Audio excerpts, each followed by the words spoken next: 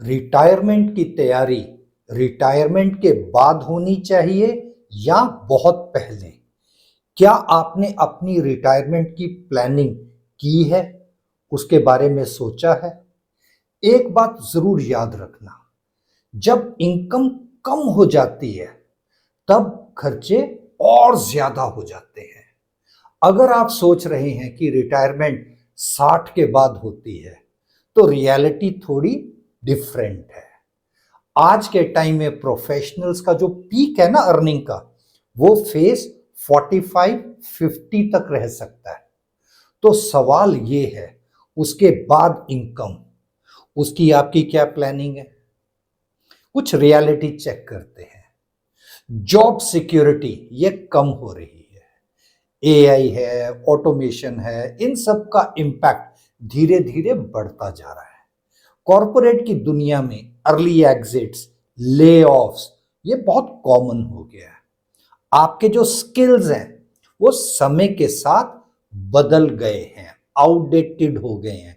Even आपका जो एक सक्सेस का फॉर्मूला था वो भी बदल गया है। तो इसका मतलब आपका जो अर्निंग विंडो है ना, वो शॉर्ट हो सकता है। जो एक्सपेंसेस हैं वो तो लाइफ लॉन्ग रहेंगे। तो प्लानिंग अर्ली शुरू करनी होगी, 30 की उम्र में, 40 की उम्र में। और अगर मैं ऐसा कहूं, जॉब शुरू होने के साथ ही आपका ये प्लानिंग शुरू हो जाना चाहिए। अब रिटायरमेंट प्लानिंग कैसे करें, क्या क्या चीज कवर करनी चाहिए? तो सबसे पहले तो एसेट्स की प्लानिंग। रियल एस्टेट हो सकता है, अपने खुद के लिए घर हो सकता है, कुछ रेंटल इनकम के लिए प्रॉपर्टी हो सकती है, फाइनेंशियल एसेट्स हो सकते हैं, उसमें स्टॉक्स है, म्यूचुअल फंड्स हैं, बॉन्ड्स है, गोल्ड हो सकता है, सिल्वर हो सकता है। गोल क्या है? एक्टिव एंड पैसिव दोनों इनकम जनरेट करना। अब सेविंग्स एंड इन्वेस्टमेंट्स की अगर बात करूं, एक तो ना जरूर याद रखें, आपके पास हर समय कम से कम 6 से 12 महीने का घर के खर्चे का कंफर्टेबली, जिस लाइफस्टाइल से आप आज रह रहे हैं, वो सेविंग होना चाहिए।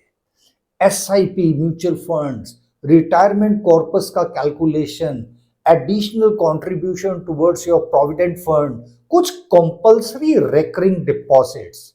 Basic formula: earn, save, invest, spend. अब मेडिकल का प्लानिंग बहुत इंपॉर्टेंट है, particularly with our current lifestyle. Health insurance family के लिए ये बहुत क्रिटिकल है। मेडिकल कॉस्ट सबसे बड़ा रिस्क है, और जैसे जैसे एज बढ़ती है ये प्रीमियम और ज्यादा बढ़ जाता है। बच्चों की एजुकेशन, हायर एजुकेशन, ये आपको शुरू से प्लानिंग करनी पड़ेगी।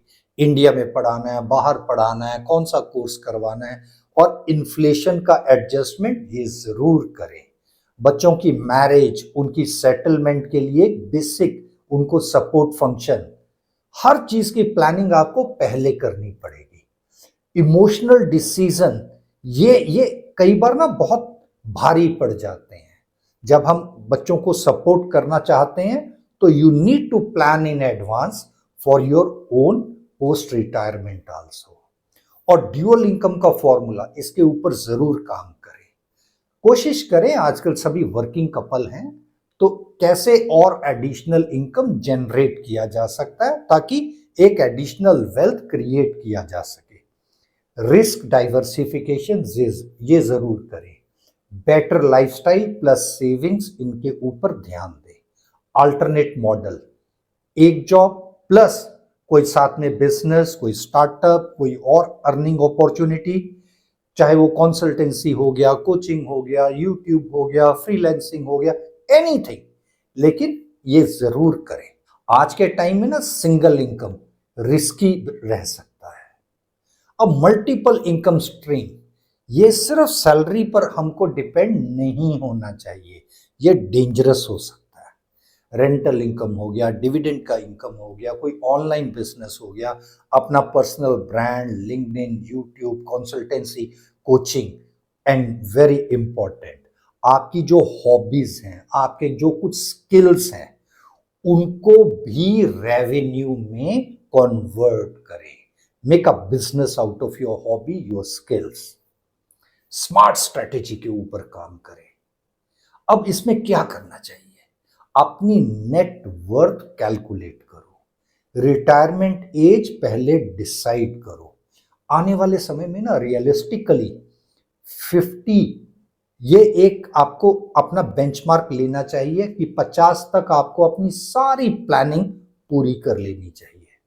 मंथली इन्वेस्टमेंट स्टार्ट करो, इंश्योरेंस कवर लो, साइड इनकम बिल्टअप करो।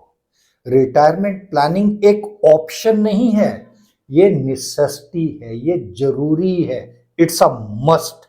इस हिसाब से इसको लेकर चले, इट्स अ मस्ट।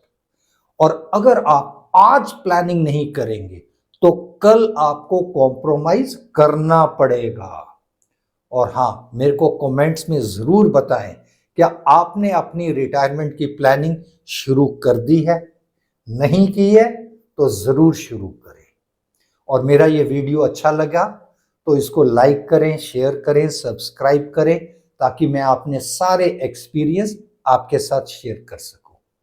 जल्द मिलते हैं।